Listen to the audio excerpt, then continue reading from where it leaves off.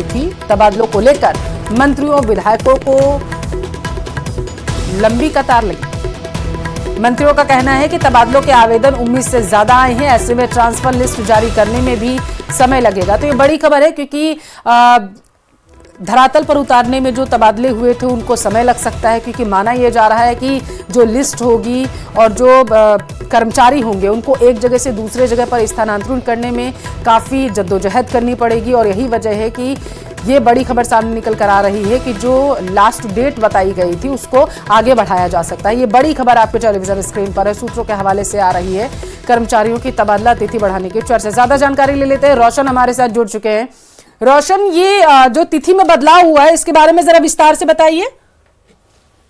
पल्लवी, देखिए, सूत्रों की माने तो जो प्रशासनिक समन्वय विभाग है वो तबादलों के ऊपर आज देर रात्रि तक कहा जा सकता है कि जो रोक है उसमें छूट दी गई है, लेकिन सरकार जो है इसको बढ़ाने के ऊपर विचार कर रही है, क्योंकि मंत्रियों के पास कहा जा सकता है कि आवेदनों की लंबी चौड़ी जो है वो फहरिस्त तैयार हो गई। ऐसे में एक जगह से दूसरी जगह ट्रांसफर करने में भी एक कहा जा सकता है कि डेटा तैयार करने में भी समय लगता है। ऐसे में जो कर्मचारी वर्ग है उन्हें सरकार से बड़ी उम्मीद है।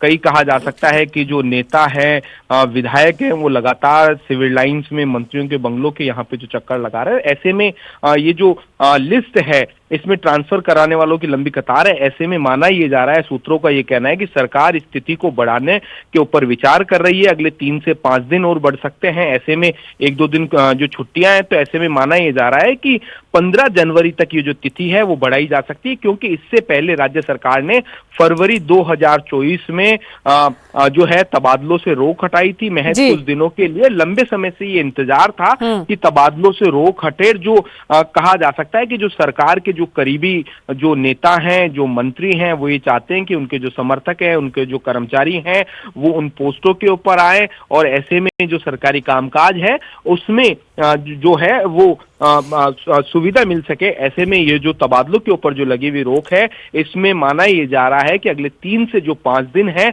वो और बढ़ाए जा सकते हैं। देखिए, जो अब तक जो कर्मचारी बताया जा रहा है कि जो चुनाव ड्यूटी के अंदर लगे हुए थे, जो वोटर लिस्ट तैयार करने में लगे हुए थे, उनके ऊपर भी 6 जनवरी तक चुनाव आयोग ने रोक लगा रखी थी। ऐसे में अब वो कर्मचारी भी लंबे समय से इंतजार कर रहे थे कि जो विगत 3 सालों से 5 सालों से एक पोस्ट के ऊपर एक जगह टिके हुए थे वो ट्रांसफर चाह रहे थे। तो ऐसे में उन कर्मचारियों को भी उम्मीद है कि इन तबादला जो सूची है उनमें उनका भी नाम आया है, वो भी पशुपेश में लगे हुए हैं। तो ऐसे में माना ये जा रहा है कि जो तबादलों के ऊपर जो आज देर रात्रि जो तारीख है वो सरकार बढ़ाने के ऊपर विचार कर रही है। तो मतलब जो अपने ट्रांसफर का इंतजार कर रहे थे लंबे समय से, जैसा आप कह रहे हैं, वो आज रात तक का इंतजार करें कि लास्ट डेट क्या होगी।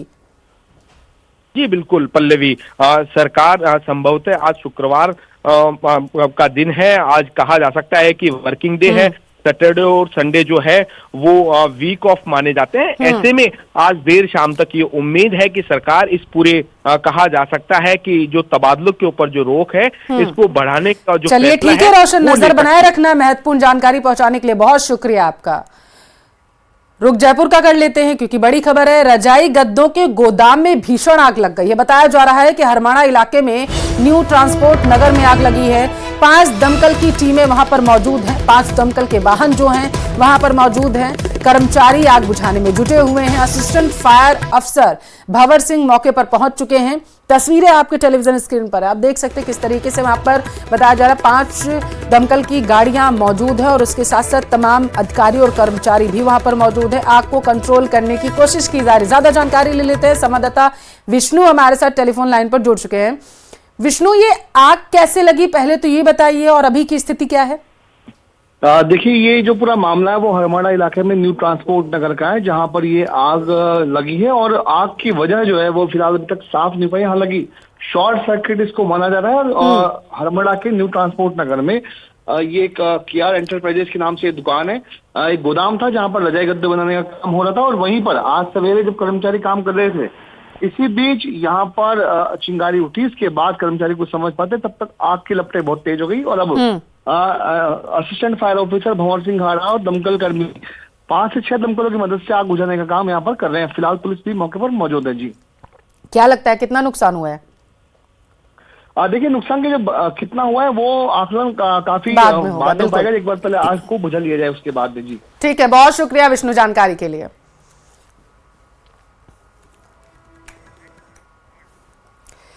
HMPV वायरस को लेकर के बड़ी खबर आपको देंगे। प्रदेश का पहला केस 12 जिले में मिल चुका है। 6 महीने की बच्ची में बताया जा रहा है कि इससे लक्षण पाए गए हैं। स्वास्थ्य विभाग अब अलर्ट हो चुका है।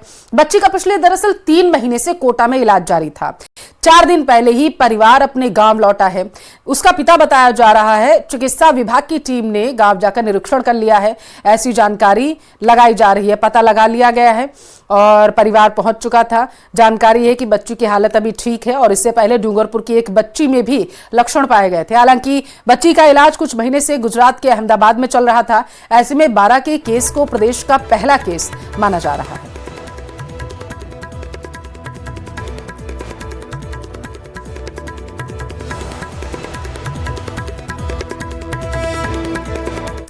डूंगरपुर जिले की बिछीवाड़ा थाना पुलिस ने बीती रात को राजस्थान गुजरात के रतनपुर बॉर्डर पर एक बड़ी कार्रवाई को अंजाम दिया। पुलिस ने बॉर्डर पर भारी मात्रा में गोल्ड और कैश के साथ 3 युवकों को पकड़ा है।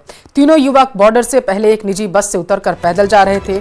फिलहाल पुलिस युवकों से गोल्ड और कैश के संबंध में पूछताछ कर रही है।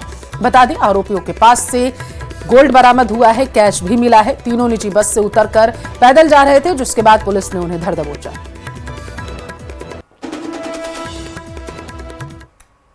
भरा होने के बारे में पूछताछ करने पर कोई संतोषप्रद जवाब नहीं दिया। इस पर तीनों के बैग की तलाशी ली गई तो तीनों के पास में 1 किलो 478.18 ग्राम सोना एवं 22,49,817 रुपए नकद राशि मिली।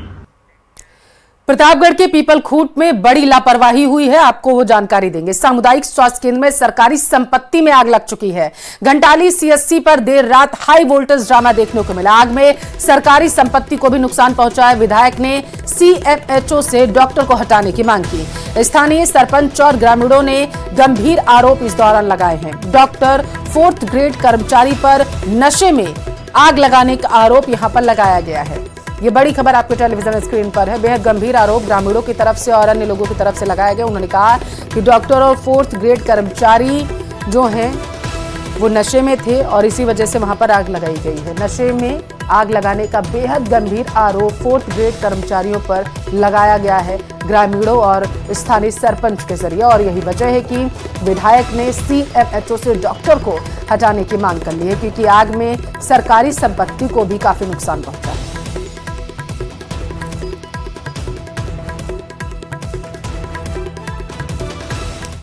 प्रदेश में आज निकाय उपचुनाव के बाद मतगणना हुई। दौसा में भी वार्ड संख्या 17 में पार्षद पद के लिए कलेक्ट्रेट में मतगणना हुई। इस मतगणना में कांग्रेस के प्रत्याशी दीपक प्रजापति को जीत मिली है। भाजपा के भूपेंद्र सैनी को 346 वोट और कांग्रेस के दीपक प्रजापति को 510 वोट मिले। वहीं चित्तौड़गढ़ में भी कपासन नगरपालिका के वार्ड नंबर 17 में उपचुनाव के नतीजे सामने आए, जहां कांग्रेस प्रत्याशी तस्नीम बानो ने बीजेपी की रुबीना बानो को 163 वोटों से शिकस्त दी है। बात करें जयपुर के फुलेरा नगरपालिका की, तो यहां भी वार्ड नंबर 18 में पार्षद पद के लिए हुए उपचुनाव के नतीजे घोषित किए गए, जिसमें बीजेपी के महावीर प्रसाद जैन ने जीत हासिल की और कांग्रेस प्रत्याशी दिलीप गुर्जर को 45 वोटों से शिकस्त दी।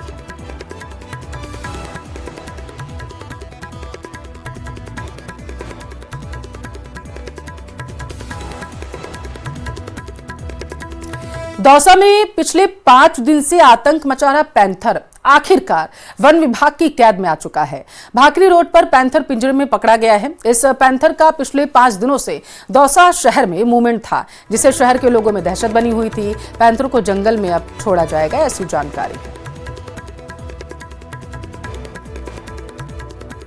तस्वीरें आप देखिए, 2 तस्वीरें आपके टेलीविजन स्क्रीन पर हैं। बताया जा रहा है कि पैंथर जैसे ही पिंजरे में कैद हुआ तो ग्रामीणों ने राहत की सांस ली, क्योंकि पिछले 5 दिन से पैंथर लगातार जो ग्रामीण क्षेत्र है वहां पर विचरण करते हुए नजर आ रहा था और लगातार मूवमेंट की वजह से पैंथर से ग्रामीणों में दहशत बनी हुई थी। ग्रामीणों ने इसकी शिकायत वन विभाग को की थी। पैंथर को पकड़ने के लिए वन विभाग ने पिंजरा लगाया था। गांव से 3-4-5-6 दिन से लगातार सूचना आ रही थी कि यहाँ पैंथर का मूवमेंट है। हम मैं राम प्रसाद भैरव यहाँ 2-3 वन मित्र लगाए हुए हैं, उनको लेके मकान वाकरी गए और देखा था इसके पग मार के लगा के यहाँ पर उसका मूवमेंट भी है। हमने पिंजरा लगाया, 2-3 दिन हम रेगुलर गश्त करते रहे। उसके बाद हमने ये आज खान वाकरी से इसका रेस्क्यू किया गया, पिंजरे में आ गया। सही है, स्वस्थ है। आगे तो अब दोबारा अगर कोई यहाँ पे इसका मूवमेंट रहा और भी अगर कोई पैंतरी सूचना आती है तो वैसे पिंजरे लगाएंगे हम। उधर भरत करने का आरोप लगाया। उन्होंने इसका एक वीडियो बाकायदा अपने सोशल मीडिया अकाउंट पर पोस्ट किया। वे ट्रैवलर ब्लॉगर हैं और 6 दिन पहले उदयपुर घूमने आए थे। घूमने के दौरान जब वे कैमरे में अपनी पत्नी का वीडियो बना रहे थे तभी किसी युवक ने उनसे अपशब्द कहे। मिथिलेश ने अपने वीडियो में इस मामले में पुलिस से कार्रवाई करने की बात की।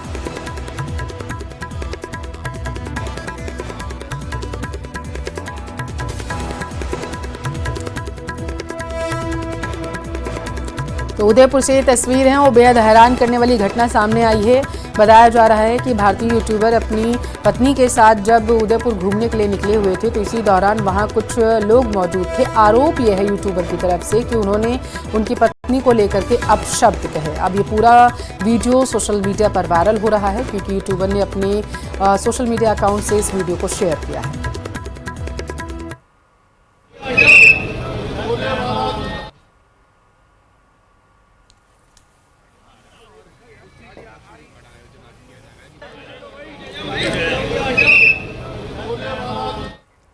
देश भर में साइबर क्राइम की घटनाएं लोगों के लिए चिंता का विषय बन चुकी हैं। इस बीच साइबर अपराध की घटनाओं को रोकने के लिए सरकार 1 महीने से ऑपरेशन साइबर शील्ड चला रही है। दौसा में भी पुलिस के अधिकारी स्कूल कॉलेजों में साइबर अपराध को लेकर छात्रों को जागरूक कर रहे हैं ताकि समाज को साइबर क्राइम से बचाया जा सके।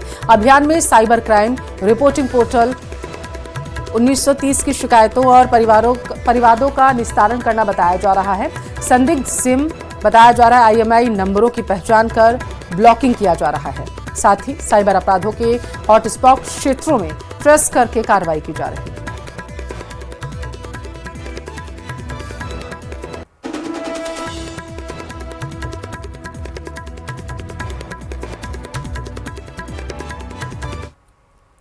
कार्यक्रम हुआ है जिसमें पुलिस अधिकारी आए थे हमारे स्कूल में। हमें इनमें कई प्रकार की जानकारी दी है जिससे हमें बहुत अच्छी नॉलेज मिली है।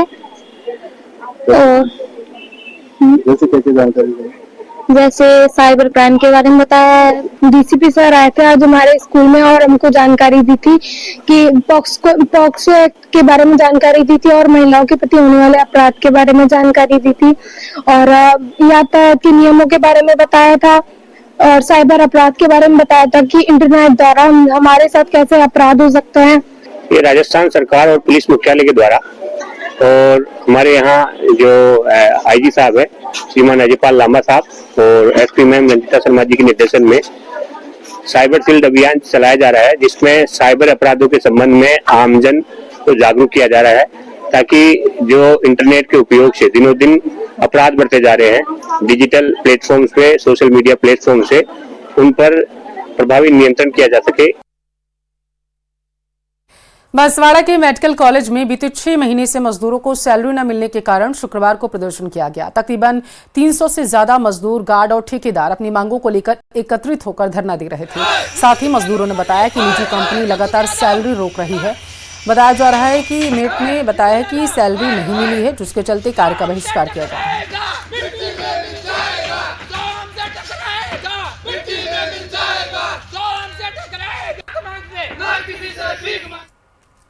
और लेबर लोग और ठेकेदार लोग कर मतलब है या मेडिकल कॉलेज में हड़ताल कर रहे हैं। इससे पेमेंट नहीं मिलने के कारण अगस्त महीना से मतलब 6 महीने से अधिक समय होने पर पेमेंट नहीं मिलने के कारण हम हड़ताल और कार्य का बहिष्कार कर रहे हैं। हमारी बात ना तो मतलब है स्टाफ लोग और ये है प्रोजेक्ट मैनेजर और कोई स्टाफ लोग नहीं सुन रहा है। जयपुर का रुख कर लेते हैं। बड़ी खबर है, सचिवालय सेवा के 35 अधिकारियों के तबादले से जुड़ी ये बड़ी खबर है। कार्मिक विभाग ने इसके आदेश जारी कर दिए हैं। ये बड़ी खबर आपके टेलीविजन स्क्रीन पर है। कार्मिक विभाग ने इस पूरे मामले का नोटिफिकेशन बाकायदा जारी किया और ये नोटिफिकेशन जारी करते हुए बताया है कि 35 अधिकारियों के तबादले किए गए हैं। जयपुर से बड़ी खबर है, सचिवालय सेवा के 35 अधिकारियों के तबादले से जुड़ी ये खबर है। 35 अधिकारियों के तबादले कर दिए गए हैं। कार्मिक विभाग ने इसका नोटिफिकेशन जारी कर दिया है, सूचना जारी की गई है इसकी, और वो हम आपको आपके टेलीविज़न स्क्रीन पर दिखा भी रहे हैं। ये सूची है जो जारी कर दी गई है जिन अधिकारियों के तबादले के लिए।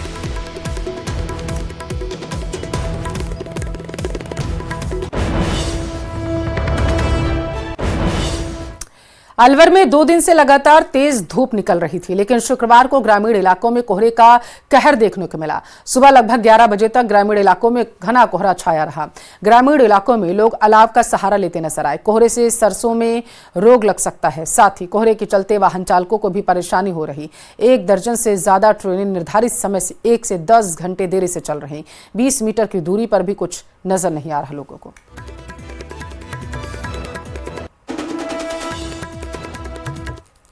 जैसे काफी तेज धूप थी, जो दोपहर में धूप में बैठा भी नहीं जाता था। आज अचानक मौसम परिवर्तन देखा गया है कि जो सामने जैसे अभी रोड पे वाहन जा रहे हैं उनको लाइट जला के चलना पड़ रहा है कि आमने सामने कुछ दूरी पर भी नहीं दिखाई दे रहा है।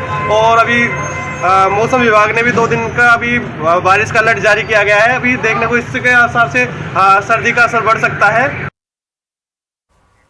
खबर बीकानेर से है। अंतर्राष्ट्रीय ऊंट उत्सव का आगाज होने जा रहा है। 3 दिन तक यह उत्सव चलेगा और इसमें हेरिटेज वॉक से इसकी शुरुआत की जाएगी। लोक संस्कृति और विरासत से रूबरू हो सकेंगे लोग। बड़ी संख्या में पर्यटकों के आने की संभावनाएं जताई जा रही है और इसको लेकर के तैयारियां लगभग पूरी कर ली गई।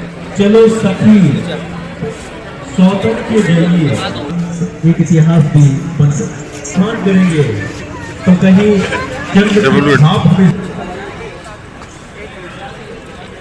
मालूम है आप बहुत सारे लोग यूट्यूबर्स हैं पूरी दुनिया। चलो सखी स्वागत के जरिए एक इतिहास भी मान करेंगे तो कहीं देखिए, बीकानेर का जो अंतर्राष्ट्रीय ऊंट उत्सव है उसकी आगाज हो गया है और आप देख पा रहे हैं कि मेरे ठीक पीछे जो है अब ये हेरिटेज वॉक शुरू हो गया है। और हेरिटेज वॉक के माध्यम से जो जिला प्रशासन के अधिकारी हैं वो इस हेरिटेज रूट में चल रहे हैं और उसके साथ साथ जो पर्यटन विभाग के लोग और कला और संस्कृति के लोग हैं वो सब जा रहे हैं। जिला कलेक्टर हैं, एसपी हैं, वो सब लोग यहाँ पर प्रोसेशन में चल रहे हैं। और देखेंगे आपकी पूरा जो कलाकारों का जो लाजमा है वो भी यहाँ पे चलता जा रहा है। और अब ये पूरे शहर में होते हुए हवेलियों तक ये कारवां जो है वो पहुँचने वाला है। बीकानेर से न्यूज़ 18 के लिए विक्रम जागीरवाल। मकर संक्रांति से पहले बाजार में तरह तरह के मांझे बिक रहे हैं। चाइनीज मांझों पर पूरी तरीके से रोक है। ऐसे में झुंझुनू के मंडावा और नवलगढ़ में जिला कलेक्टर के निर्देश पर गठित टीम ने कार्रवाई की। 2500 से ज्यादा चाइनीज मांझों की चरखियों को जब्त किया गया, जिसके बाद उन्हें जेसीबी की सहायता से नष्ट कर दिया गया है।